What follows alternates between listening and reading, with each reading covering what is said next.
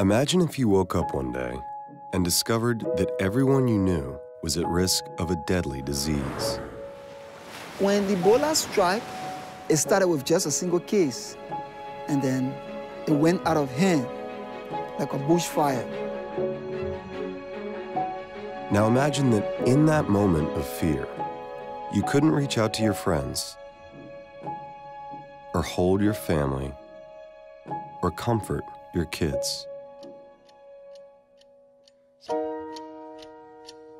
This is what it feels like to live in an Ebola crisis. These communities have been devastated by this virus. So many people, members of their families, have died. And when you think about it, you know, they were demonstrating acts of love. So I can remember sitting in a room with some of the greatest minds in infectious disease and Ebola, and we couldn't come up with what to do. Now imagine for a moment the will it takes to set aside the fear and volunteer to live this life to help others. Every single day I look at my colleagues and I think these are arguably some of the bravest people I've ever met in my whole life. What do we mean when we talk about heroes? Do we mean the Harvard graduate who traces the path of the disease so he can keep it from spreading? We can't afford to be tired. It has to be high quality response. There is no room for error.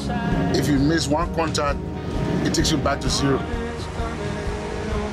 Do we mean the healthcare workers who go to the front lines and risk their own lives to treat those that are sick? Or the educators who fight to protect our children and get them back into schools? It was everybody's business. So it was each one teach one. Or the burial team who carry out safe and dignified burials to keep the dead from hurting the ones they loved. These are the people and programs of USAID. When someone asks for assistance and is in a situation like this, you provide assistance. That's sort of fundamental to human race. Thanks to the efforts of these men and women and countless others on the ground, we are now playing offense in the fight against Ebola. We have to keep our foot on the accelerator, hunting down these remaining cases of Ebola. And the American people should be very proud of the government's effort here. We put our money where our mouth is, and we get out there and we help in any way we can. This is what we do as Americans. This is who we are.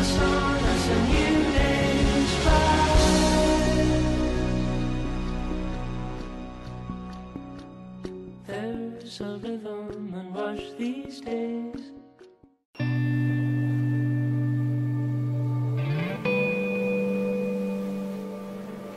I'm Beth Gaddis. I'm a health officer with the USAID mission in Liberia, and I've been here for over 2.5 years. The first case came in March, and we immediately transitioned. We tracked every case detail by detail, and we knew everything about them.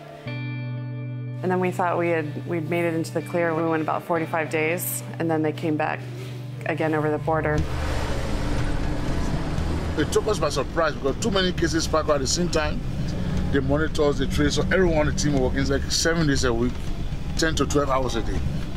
By the end of July, August, things spiral out of control.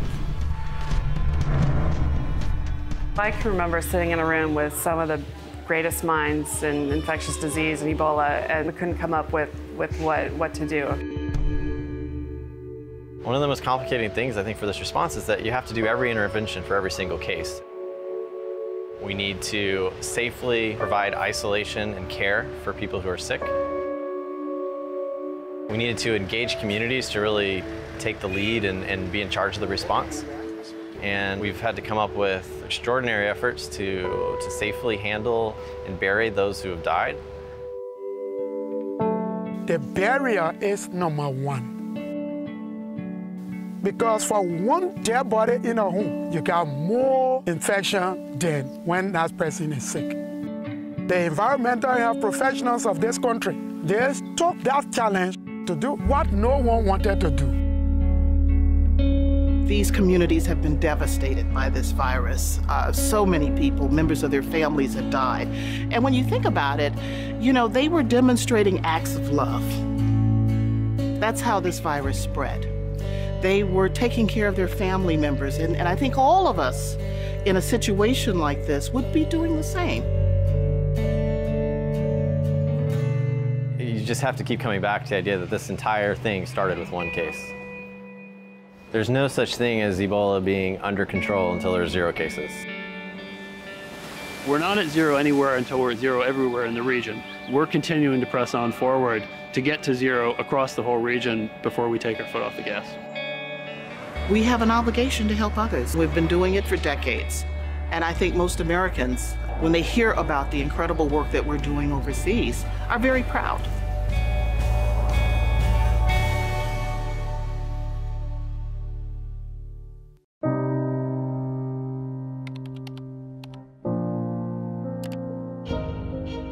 What causes people to want to give their lives to helping others? When someone asks for assistance and is in a situation like this, you provide assistance. That's sort of fundamental to human rights. If there's a need for someone like me, the handful of skills that I have to come in and do the work just needs to be done. There's a need and there's a, I guess, willingness to sacrifice. You have to do every intervention for every single case, and they all have to be linked together. You have to respond to that case, you have to do the investigation, you've got to follow all those contacts, you've got to isolate them and provide care for them, and all these things are linked. We can't afford to be tired. It's easier to come from 100 to 90 than from 10 to 1. Everyone is exhausted. People want to rest, but we are working more. Every single day, I look at my colleagues and I think these are arguably some of the bravest people I've ever met in my whole life. They decided that death and disease were not going to be the things to stop them. Everyone was afraid of Ebola. The barrier is what no one wanted to do, and that's what we decided to do. When the Ebola struck, it was important to have people who's thinking about what tomorrow should be like. Well, I think a lot of the credit goes to the communities themselves because they saw the effect of Ebola and they took a lot of action to modify their behavior. It made a huge difference in stopping the spread of this disease. Ebola was everybody's business. So it was the each one, teach one. Hey, children.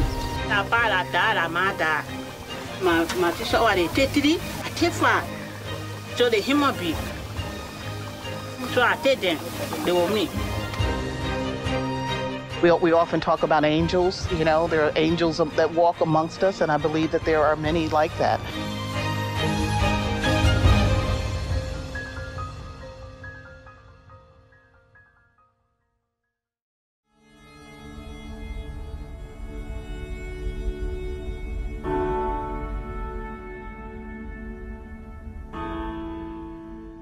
...2014 was the year of tears. Year of tears. Everywhere we were going, we were seeing tears. Not so much now. People in the world saw your faces, saw your families. That is everything, they are spread it around all over the world, okay?